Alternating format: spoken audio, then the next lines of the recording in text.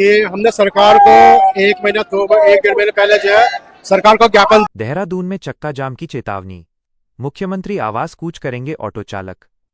देहरादून की सड़कों पर अब आर पार की जंग। ऑनलाइन बाइक टैक्सी सेवा रैपिडो के खिलाफ शहर के ऑटो चालकों का गुस्सा फूट पड़ा है। मुख्य बातें, ऑटो चालकों का आरोप, रैपिडो के कारण उनकी रोजी रोटी प्रभावित हो रही है। आज जोरदार प्रदर्शन कर सरकार को दी बड़ी चेतावनी। मांगे पूरी न होने पर जल्द होगा मुख्यमंत्री आवास कूच। पूरे शहर में चक्का जाम करने की भी दी गई है धमकी। क्या आपको लगता है कि बाइक टैक्सी पर बैन लगना चाहिए या ये जनता की सुविधा के लिए जरूरी है? अपनी राय कमेंट में बताएं। को ज्ञापन दिया। हमारी मांगे यही है कि एक तो जो प्राइवेट रैपिडो बाइक है इनको जो संज्ञान में लिया जाए।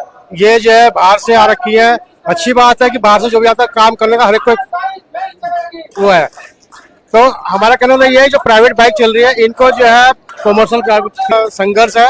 जो बाहर से प्राइवेट बाइक आ रखी है ये रैपिडो में यहाँ चल रही है, हरियाणा से आ रखी है, यूपी से आ रखी है, बदायूं से पता नहीं कहाँ से आ रखी है। ये प्राइवेट में इनलीगल काम कर रहे हैं। हमारा सरकार से कहना ये है कि ये लीगल काम किया जाए।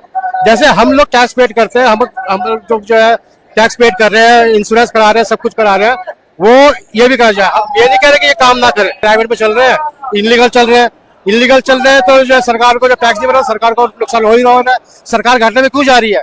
इसीलिए जा रही है कि बाहर से जो गाड़ियां आ रही है प्राइवेट में चल रही है, ना सरकार को टैक्स जा रहा है, ना इंश्योरेंस हो रहा है, ना कुछ हो रहा है। इनका कोई रजिस्ट्रेशन नहीं है यहाँ पर, ये बेदखल होकर चल रहा है। हमने जो भी शासन प्रशासन को बात दी है, इन्होंने हमारे को जो है आश्वासन दे देकर हम कर रहे हैं, करते नहीं है। खाली आश्वासन देते कर रहे हैं लेकिन करते नहीं है।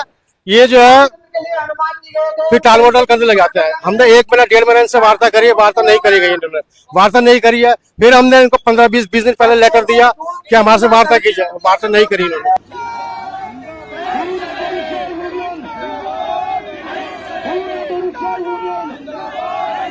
हमारी एक तो टू व्हीलर रैपिडो जो प्राइवेट प्लेटों में चल रही है, और हम ये नहीं कह रहे कि क्या बोलते हैं ना चलाओ, कॉमर्शियल करो, टैक्स दो।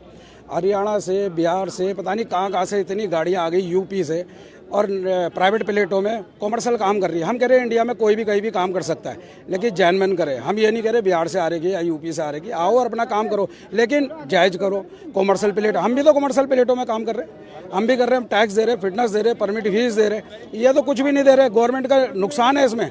तो हमारा ये हज़ारों की तादाद में टू व्हीलर रैपिडो आ गए जो रैपिडो के नाम से चल रहे हैं टू व्हीलर, तो इसको तुरंत बंद किया जाए।